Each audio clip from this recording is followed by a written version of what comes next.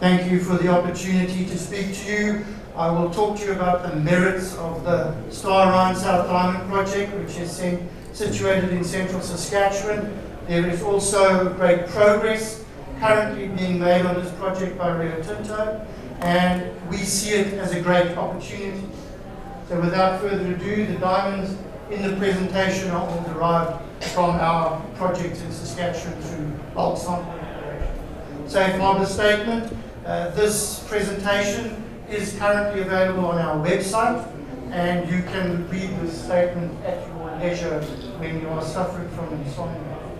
So with our presentation summary, we look at the location, environmental approval, option to joint venture with Rio Tinto, the diamond parcel, price, color, type 2A proportions, preliminary economic assessment, comparison with other diamond mines, diamond supply outlook, very brief look at that, Project Falcon activities. Project Falcon is the name provided by Rio Tinto for this project.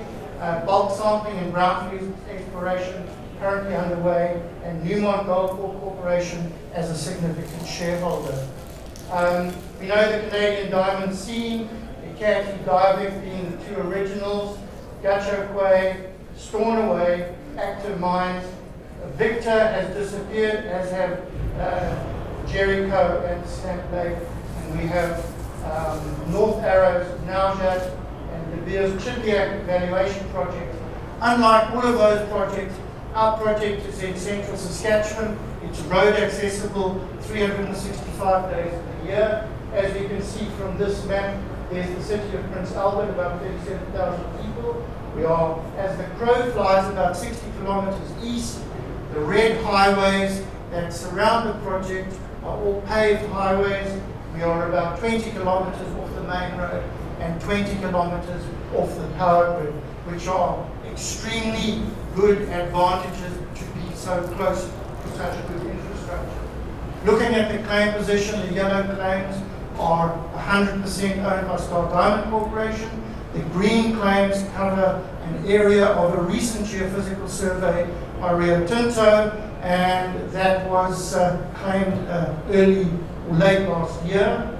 The kimberlites are marked in red, and the two kimberlites, Star and Orion South, Star down here, Orion South, marked in blue, have undergone extensive evaluation and are the current specific focus of this work by Rio Tinto, which we'll talk about in a moment. We have project environmental approval from both the federal and provincial governments. And while we say that quickly and we only show one slide, it belies the fact that it is a mammoth amount of work and it's a huge step forward for this project. So certainly the EIS has been approved by both of those regulatory authorities. In terms of our option to joint venture with Rio Tinto, which was executed in June 2017, Rio has the option to earn up to a 60% interest in the Port mineral properties, which they call Project Falcon. Rio Tinto has embarked on an ambitious bulk sampling program and specifically using new technology. Part of that new technology is trench cutter drilling, which has proven to work efficiently, and 9 holes have been completed to date. The 10th hole will be started in the next day or two. Bulk sampling plant is at an advanced stage of construction, and you can see earn-in is listed below, and the project share is also listed as they proceed with their earn-in. The most specifically interesting part of these kimberlites is the attractive diamond population. We have very good experience of this diamond population through bulk samples that were previously conducted with underground bulk sampling and large diameter drilling on both the Star and Orion South kimberlites. High diamond price is driven by quality, color, and size and shape. The average weighted price for Star is $210 per carat. The average weighted price for Orion South, 169, and for combined, we're looking at about $190 per carat. Certainly, the price for Star and the overall price are essentially more than double the world average price for diamonds, rough diamonds produced internationally. Star and Orion South diamonds have their populations, have a coarse size frequency distribution, and there is opportunity for the recovery of very large stones. There is a 49.6 carat stone from Star and a 45.9 carat stone from Orion South. There's an unusually high proportion of nitrogen-free type 2A diamonds, and these accelerate or enhance the potential for the recovery of very good gin and tonic white large diamonds in future production. So here we can see some of the highest value stones, notably this type 2A from the Star kimberlite, just under 12 carats, just over $11,000 per carat. That was an April 2018 diamond price, so it's a very representative price still, and you can see a very valuable stone. It has a makeable shape. The highest value stone from Orion South is a 10.5 carat yellow, $8,000 per carat, $84,000 for the stone, and it's very good to see some yellow color there, which are also extremely marketable. Notably also are these internally flawless octahedra, which again command very high prices because they have such good yields for the making of round, brilliant diamonds for engagement rings. Looking at the color of the type 2A diamonds, as you can see from this image of plus 11 goods, that's a screen size. They're diamonds that are about 4 millimeters, between 4 and 5 millimeters in size, and certainly you can see there are very good colors among the type 2. The type 2A diamonds we will see are also unusually abundant in these crystals. Here we come to the type 2s. They are diamonds that contain no nitrogen or boron impurities. They can be top white, brown, or also pink. They are very rare and account for less than 1.3% of diamonds from normal production worldwide. The most abundant type 2A producer is the Letseng Literai mine in Lesotho. It's mined by Gem Diamonds. It has an extremely low grade. It has a fantastic diamond value. The overall dollar per carat value is about $2,000 per carat. It has a grade of some 2 carats per 100 tons. Yet it is an economic deposit. It has some 29% of type 2As. If we look at a comparable size class from our underground bulk samples for Star, we get a number of about 26% for Star. So certainly we're up there with the best of them. Other good type 2A producers are Karowe in Botswana. They announced 2 very interesting stones this morning, and Cullinan, which is in South Africa and operated by Petra. We completed a preliminary economic assessment in April 2018, and you can see the numbers are strong. 470 million tons of kimberlite at a relatively low grade, producing a very large quantity of carats over a 34-year life of mine. The economic numbers are strong, both pre-tax and royalty, 3.3 billion, 22% IRR. But if you look at the base case, post-tax and royalty, still at 2 billion in NPV and a 90% IRR, which is what we would like to see for a project which has such longevity.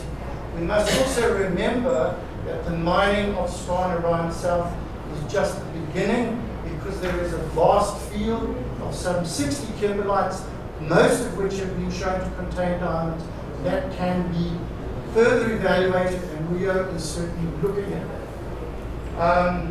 Pre-production capital costs, we managed to bring down significantly from previous estimates we had, principally through the use of bucket wheel excavators, which can very low unit operating cost of some 40 cents a ton to get the overburden material that lies above the kimberlite out. X-ray transmission sorters made by Tomra in Germany are also now state-of-the-art and enable the recovery of very large diamonds, specifically without breaking it. Large diamond is very much more valuable, exponentially more valuable than the pieces that might make it up if it was broken. In terms of our comparisons with other projects, I won't go through this in detail, just to highlight Letseng in Lesotho with a low-grade, very few carats, fantastic price. And we must always remember, unlike gold projects, we have to worry not just about grade and the price of gold, we have to worry about grade and the diamond price, which is unique to the project. Certainly our diamond price is strong, a very good driver, and again, because of the large stones, the presence of type 2A, the same applies to Karoli in Botswana. In terms of the diamond supply outlook, we can see there was, there was a peak where Gachakwe, Renard, and Nickerbom all came into production. That has tailed off. Argyle, which was a very strong mine in Australia, producing a lot of relatively poor quality goods, that will come off stream next year. It will leave a big gap. There is not a lot to replace it. Certainly Rio Tinto sees their eye on the future. They have Diavik Diamond Mine, which should run until 2025. They need to find projects which they can replace that production in their diamond division. Rio Tinto is very active on site, as you can see from this picture that was taken very recently. The construction of the plant and a vast field of bulk sample bags, which now is approaching 7,000 in number. I would like to say it's the largest field of bulk sample bags in the solar system, but that are all fed from this large diameter drill, which we will see in a moment. 150-person camp, bulk sample rig is active. The bulk sample storage area has been constructed, goes into this warehouse to make sure that they are thawed out for the winter, and then into the plant. The plant will be housed in a similar cover structure to this. On-site bulk sample plant is under construction, and the brownfields exploration program includes a very dedicated team of Rio Tinto geologists that are looking at all aspects of the other kimberlites and prioritizing them for further work. They already have some, I think, 13 bodies that they would like to do more sampling on those. In terms of where the drilling will be done on Star, there are 10 holes identified, 9 of which have been completed. This hole in the south is the last one to drill. The scale on here is 250 meters in the blocks. The black is the underground bulk sampling operation. The blue dots are large diameter drill holes drilled in the past, and the work is being done in proximity to the underground and the large diameter drilling to compare the results. The same will be applied to the Iran South body, a very much smaller underground, which was curtailed by the world financial crisis, and lots of large diameter drilling, and they plan to do some 20 large diameter drill holes at Iran South. This is the rig. It stands some 26 meters high, weighs 310 tons, and the cutter head is 70 tons on its own. It has rotating teeth at the end. It excavates a very accurate 3.2 by 1.5 meter rectangular hole. It goes down to 250 meters. The most recent hole was drilled to 251.1 meters to prove that it works. And every 10 meters of advance gives you essentially 100 tons of kimberlite sample. So here you can see another view of the rig. It has a square box created with concrete to stabilize the top 20 meters of unconsolidated sand. The hole is filled with bentonite mud that maintains the integrity of the hole all the way down. The drill program has run with, once the material is fed from the drill in a slurry of bentonite, it goes through a kimberlite separation unit which washes away the bentonite, provides a very clean product into these bulk bags. And you can see results from the first 5 holes, which were published in a news release at the beginning of August, that the days per trench have been very good. Obviously, starting out almost at just over 2 weeks for the first trench, and then down to 10 days, and that has continued. There have been 2 of these rectangular trenches that have been cut that only took 9 days to complete. So certainly the drill has worked. These drills are commonly used for the excavation of foundations, merely to create holes in the ground. But this is to recover a product, and a very specific product where we have to try and keep the chips as large as possible so we don't break the large diamond. The on-site bulk sampling plant, a schematic. Here's a picture that was taken on Monday this week. The plant is in an advanced stage of construction. One more from the top of the plant. You can see the bulk bag storage over here. The drill operating. It's a complex operation, and Rio Tinto, hard at work, working towards results. We hope that this plant will be commissioned next month, and that very soon those bulk bags will be entering the plant, and we'll be seeing some diamond results. The flow sheet of the plant, we won't go into great detail. Minus 80 millimeter material, desanded at 0.85 millimeters. XRT sorters, which ensure that the diamonds are not broken, particularly for the diamonds between 6 and 25 millimeters. The accepts, and then there's a dense media stream.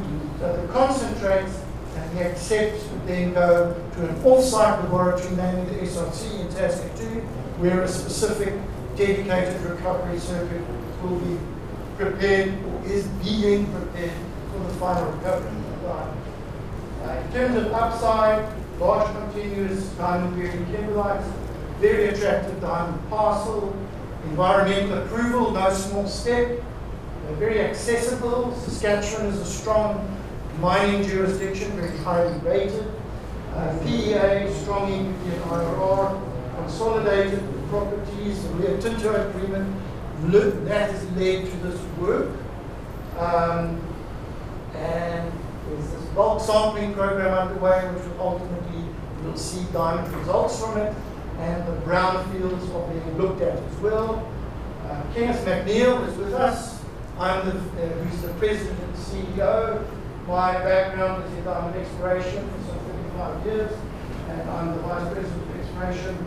China was a financial officer. We have 2 other geologists, project managers who are very experienced in Fort Kimberlites.